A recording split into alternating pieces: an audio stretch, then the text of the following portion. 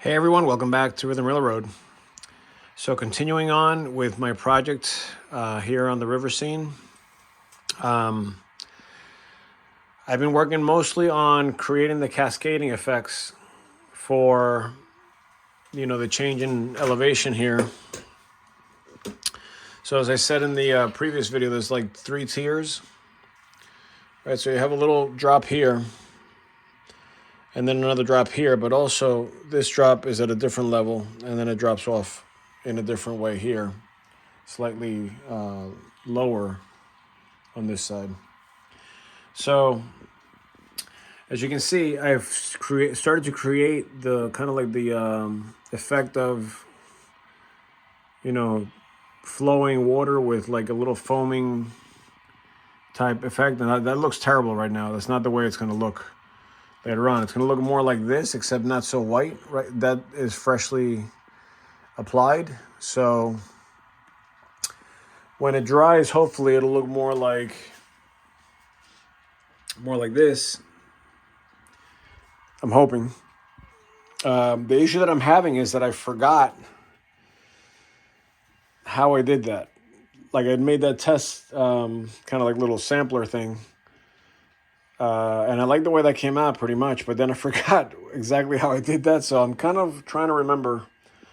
And I don't mind improvising. This stuff peels up anyway. So even if I goof it up, I can just peel it right off. I've already peeled off other spots that I didn't feel, worked out great. So I just literally ripped it off. You can see it comes right off. So that's kind of cool. This particular one pulled up the plaster with it because I didn't have anything under it. So I had to touch that up. But over here, there's already a layer of the Envirotex light. So that'll be protected. That'll protect the plaster. So if I peel it up, I'm peeling that up over a very hard surface, almost like plastic. So I'm not preoccupied, but I want to see how that dries. The only thing that's frustrating about this is that I have to, since I'm like learning how to do this as I go, I'm applying and then I have to let it dry like completely so I can see how the effect actually looks. And then if I like it, continue and try to keep it consistent. Because you figure I got to cover all of this, right? All the way around on this side. And like I said, up there a little more. So it's a little frustrating that I can't just do the whole thing. I gotta do a little segment like this and then just wait. And I've been trying to pick things that are kind of like out of the way, even though I really like that spot because this is gonna be a great picture right here. Cascading water right there, the rocks behind it. I think it's just gonna look really nice. You can already kind of see it, And there was a comment on one of my last videos of this project that said you're overthinking it. That is probably very accurate. I think when people come here and look at this, they see the whole thing. They're not really like focused on like one cascading stream coming down the wrong way or like a little bit off or whatever. So I think that person is right. But, I like to make it as realistic as possible, and while still trying to have some fun here. Now, you're going to notice that this looks a little different here. And the reason for that is because I used the toilet paper method for that. Now, that is also wet. What I did is I took some toilet paper. You got to take just like a single ply of toilet paper. I have some put aside here. Because you want it as thin as possible.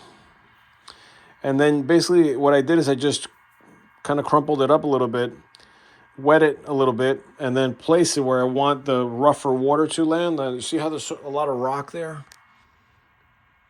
So I imagine all of that's going to be kind of rough, like kind of coming around it's going to look rougher, like more bubbly, more foamy.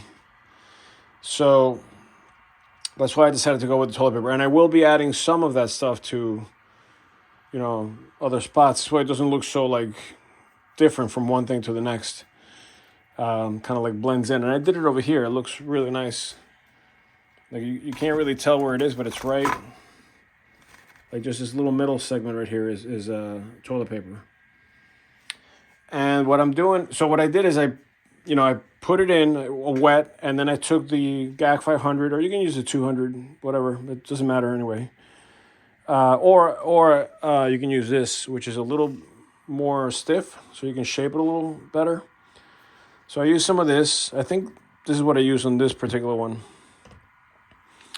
And I also took a little bit of white paint and mixed it in to give a very foaming kind of effect.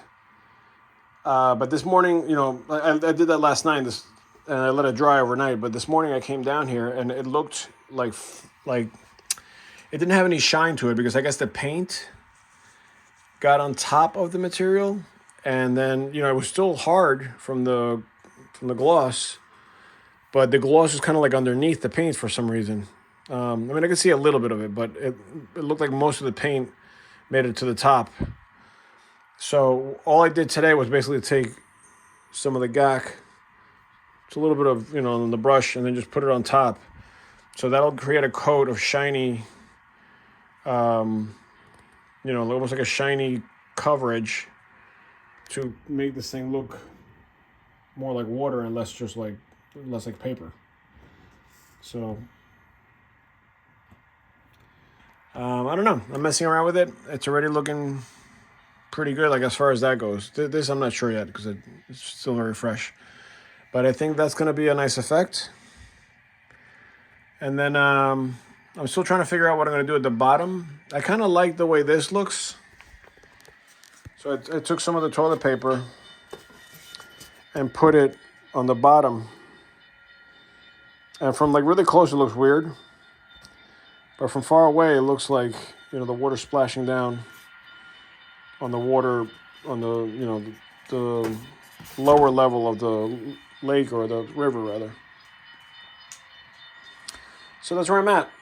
I'm trying to figure out how to do that, make it look good. But as you can see, it's pretty much now we're coming to the final steps here with the water. I am going to add some GAC.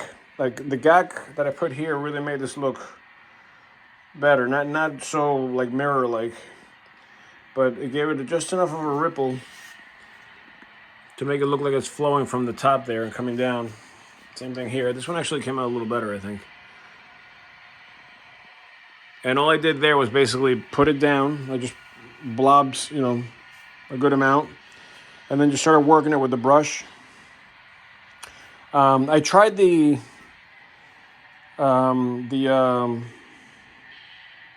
airbrush technique, where you just, no paint, just air, and you kind of shoot the air down, and it creates really nice wave effects. But the problem is that you have to be careful, because then it starts blowing the stuff around it all over it. So I did get a little gunk here and there, and I was able to get most of it out. But it's a little,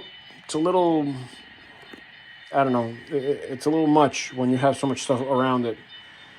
I might try it here where there's less scenery, because it does look nice. It looks more natural than with the brush. And the brush also creates, believe it or not, more air bubbles than the airbrush does. I guess because when you lift it, like kind of pops, and it lifts the material, and then it wants to make an air bubble. So, I know I'm not going to be able to get all the air bubbles out, but I don't think it'll be that obvious. So that's where I'm at. I don't know. I think this is going to look great once it's done, especially with the train coming through.